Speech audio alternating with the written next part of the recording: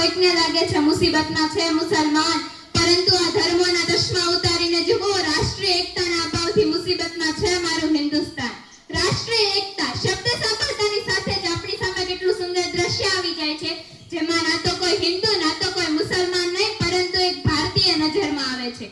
અરે આ ઝુંડ જોઈને તો મને વસુદેવ કુટુંબકમ, આખું જગત એક પરિવાર છે વાક્ય સત્ય લાગવા લાગે છે.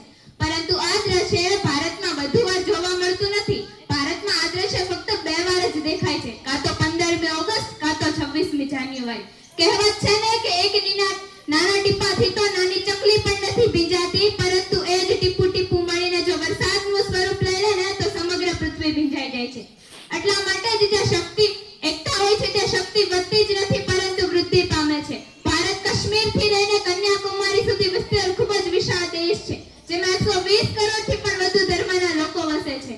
અને ઇતિહાસ એ વાતનો સાક્ષી છે કે જ્યારે ભારતમાં એકતા તૂટી છે ને ત્યારે અંગ્રેજો આપણા પર રાજ કર્યું છે.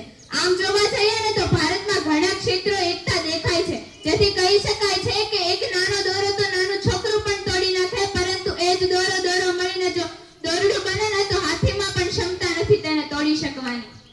આમ તો એકતા દર્શાવતા ઘણા ઉદાહરણો અને ઘણા વાક્ય છે, પરંતુ એક કીડી મળીને મુશ્કેલથી મુશ્કેલ કામ સહેલું બનાવી દે છે. જ્યારે બદમાખી ટીપું ટીપું મધ ભેગું કરીને મધપુડાનું સર્જન કરી નાખે છે, તો આપણી રાષ્ટ્રીય એકતા કયા રસ્તે ભટકી રહી છે?